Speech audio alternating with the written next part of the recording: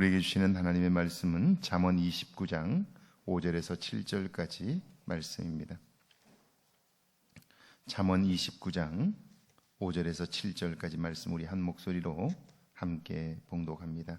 잠언 29장 5절에서 7절까지 말씀입니다. 943페이지 잠언 29장 5절에서 7절까지 말씀입니다. 함께 봉독합니다. 이웃에게 아첨하는 것은 그의 발 앞에 그물을 치는 것이니라. 악인이 범죄하는 것은 스스로 올무가 되게 하는 것이나 의인은 노래하고 기뻐하느니라. 의인은 가난한 자의 사정을 알아주나 악인은 알아줄 지식이 없느니라. 아멘.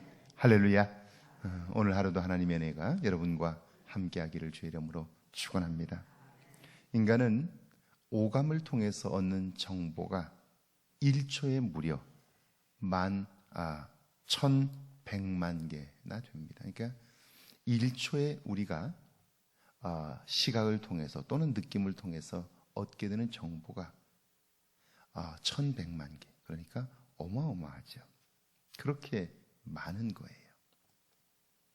그런데 그 중에서 뇌의 정보를 저장을 하는데 저장되는 정보는 초당 대략 한 40개 정도밖에 되지를 않습니다.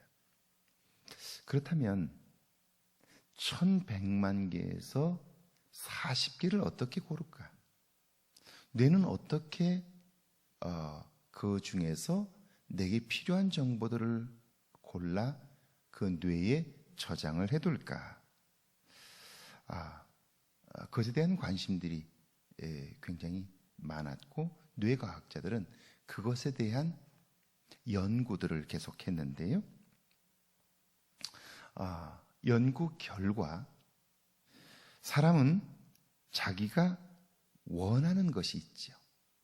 그리고 자기가 생각하는 것이 있죠. 그리고 자기가 믿는 것이 있어요. 이 세 가지 기준, 내가 원하는 것, 내가 생각하는 것, 그리고 내가 믿는 것, 이 세 가지 기준에 따라 뇌는 오감을 통해서 들어오는 정보들을 추려서 그 중에 40개 정도만 뇌에 저장을 한다 하는 거예요. 자, 지금까지 그렇게 해왔기 때문에 우리의 뇌는 그 기준을 가지고 계속해서 분류하고 저장을 하는데요. 문제는 오랫동안 그렇게 그 기준을 가지고 하다 보니까 내 삶이 달라졌음에도 불구하고 뇌는 이전에 정보를 분류하던 그 기준을 가지고 자꾸 정보를 그 형식대로 분류하고 그리고 저장하려고 하다 보니까 거기에서 오류가 생기는 거예요. 그러니까 뇌가 오랫동안 그런 기준으로 정보를 분류하다 보니까 그게 아주 고정화 되어버린 거예요. 그래서 착각이 일어나는 거예요. 이런 거예요. 이제 우리가 술과 담배를 끊었다고 생각해 보세요. 이제 더 이상 그걸 하지 않아요. 그런데 사람들은 한 달, 두 달, 1년, 2년 이렇게 술을 끊거나 담배를 피우지 않으면 나는 이제 담배를 끊었어. 이제 술을 끊었어. 그렇게 생각하는데요. 그런데 그렇지 않다는 거예요. 뇌는 오랫동안 이 담배나 술이 내 몸속에 들어왔기 때문에 이 사람은 이걸 원한다라고 해서 그것에 대한 좋은 기억들을 저장해 둔 거예요.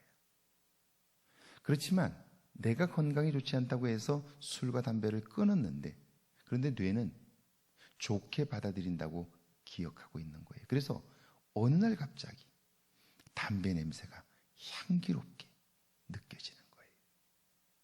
술 냄새를 맡았을 때 충동이 일어나는데 조절할 수 없을 정도로. 그래서 그가 금주를 하고 금연을 했지만 다시 손을 대게 되고요. 거기서 벗어날 수 없게 되는 거죠.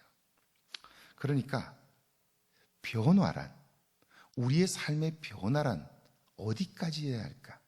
그것은 우리의 뇌가 착각을 일으키지 않을 때까지 우리가 변화되지 않으면 우리의 변화라는 것은 한순간에 무너질 수 있다는 거예요. 왜 생활이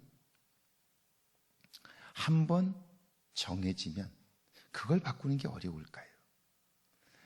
새벽에 4시 반에 일어나던 분이 다시 한동안 4시 반에 일어나지 않다가 다시 4시 반에 일어나는 게 쉽지 않아요.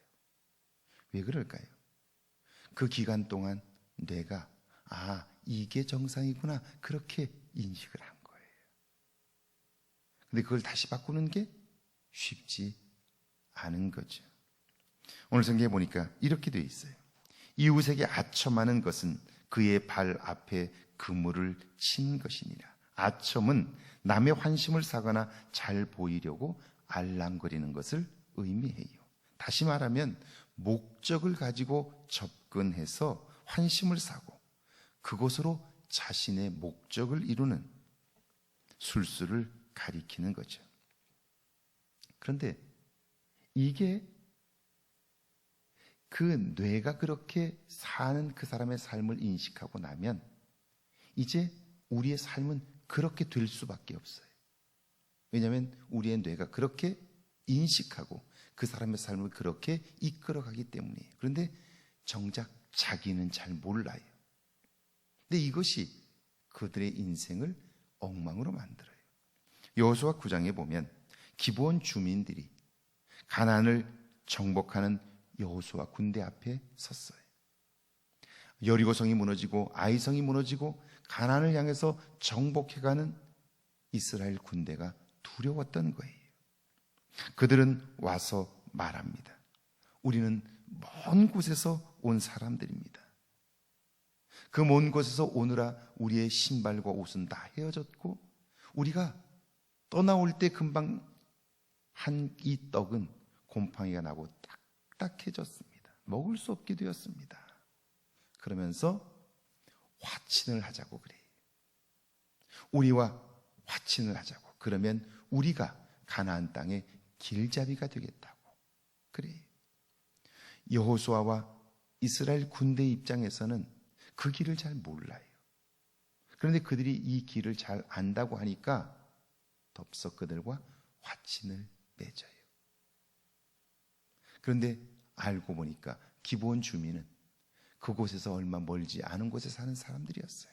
속은 거예요.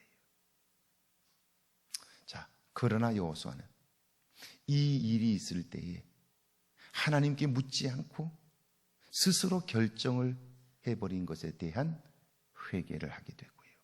그들을 받아들였는데 결국 자기들 살겠다고 화친을 청한 기브온 주민들은 결국 이스라엘의 종이 되어 평생을 살게 돼요. 자, 거짓을 행함으로 목숨은 건졌을지 모르지만 그와 그의 후손들은 이스라엘의 종이 되어 살게 된 거예요.